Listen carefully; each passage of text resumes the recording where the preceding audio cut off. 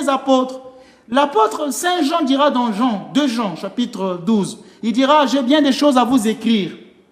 Je n'ai pas voulu le faire avec du papier et de l'encre, mais j'espère me rendre chez vous et vous parler de vive voix pour que notre joie soit parfaite. » Donc il trouve que je ne peux pas tout vous dire par de l'encre, par écrit, par la Bible, mais il y a des enseignements que je veux vous donner, que vous allez retenir par votre cœur. Et Saint Paul plus tard dira à Timothée, 2 Timothée 2, verset 2, c'est le chapitre qu'a beaucoup cité, c'est un charlatan de la foi qui était venu sur ce plateau, il le citait beaucoup sans en comprendre le sens. Donc je lui disais, mais tu cites des versets bibliques dont tu ne comprends pas le sens. En fait, il parlait de la tradition. Ce que tu m'as entendu dire en présence de nombreux témoins, confie-le à des hommes dignes de foi qui seront capables de l'enseigner aux autres à leur tour.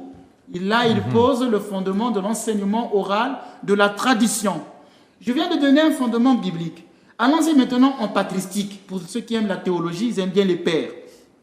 C'est Saint Irénée qui dit ceci. « Qu'en serait-il si les apôtres ne nous avaient pas laissé d'écrit? Admettons qu'il n'y avait pas de Bible.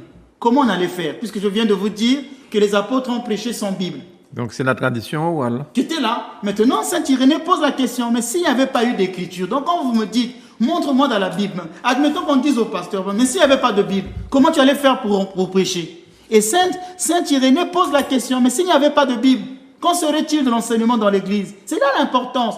Et il va répondre, ne devrait-on pas suivre l'ordonnance de la tradition qu'ils ont transmise à ceux auxquels ils ont confié l'Église?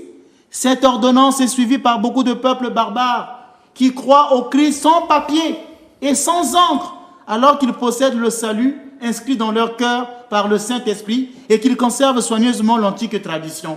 C'est dans son livre célèbre « Contre les hérésies » que Saint Irénée. Donc aujourd'hui, au début, l'enseignement se faisait oralement partout. Il n'y avait pas de Bible. Personne ne pouvait dire « Montre-moi ce que tu dis là si c'est dans la Bible ». Il y avait déjà l'enseignement, la tradition. Pour me résumer, il y a donc 2 modes distincts de la transmission de la parole de Dieu. La parole de Dieu, elle est transmise de 2 manières. Par la Bible et par la tradition. Oui.